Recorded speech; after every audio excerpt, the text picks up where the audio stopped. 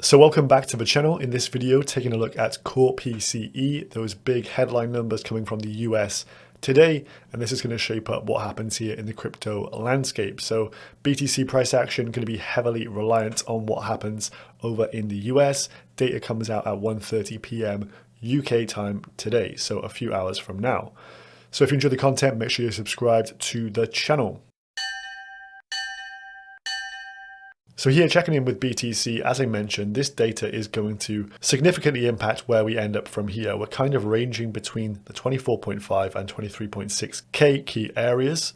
And if we can reclaim 24.5, we are looking for upside at that point. This is a key momentum pivot. The long way below here, though, we're starting to see the altcoins really fizzle at this point, and a lot of lost momentum. 23.6 is to the downside. If we start to close hourly candles below this level, it's lights out. I'm only joking, but this does then significantly put a lot of pressure on the downside here. So a break below here, we're going to definitely test this kind of region 23.3. And if that can't hold, we're moving down to this kind of box down here, which would be 22.7, 22.8.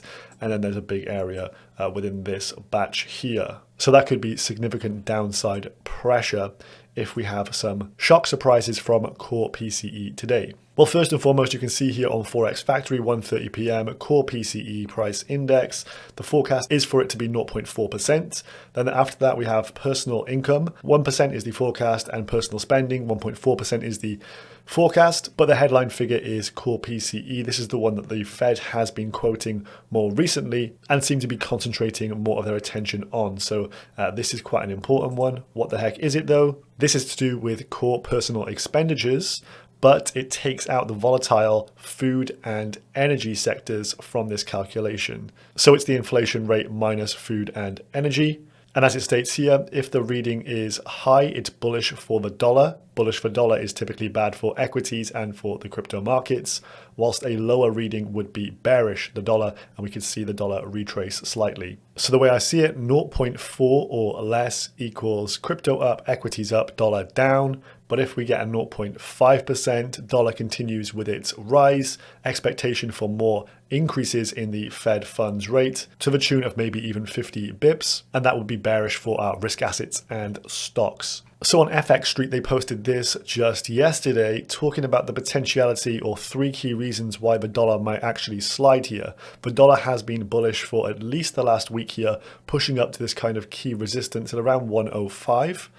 So this guy here speaks about this core PCE coming out, and he says that this is actually being priced in quite negatively. People are expecting it to be higher than what he thinks it could be. And so a high PCE inflation expectation may lead to disappointment here, and this could mean a bit of a rally for equities and thus cryptocurrencies. It states that the personal consumption expenditures formula is adjusted more rapidly than the CPI one, and it reflects what people have consumed more recently. So for example, say the coffee price shoots up, the CPI would give coffee the same weight. However, if some people opted to drink a cheaper alternative, i.e. tea instead of coffee at that point, the PCE inflation report would adjust such a change and reflect a more moderate increase in prices. Therefore, there's room for a downside surprise in core PCE, states FX Street. I'll also show you some of the expectations from the big banks in just a second. He also states that there should be a correction for the US dollar. It has been bullish for at least 7 days here, benefiting from the hawkish FOMC meeting minutes as well. But zooming out, the world's reserve currency has been dominant since the super strong non-farm payroll report in January, with that huge surprise of like 500,000 jobs being added.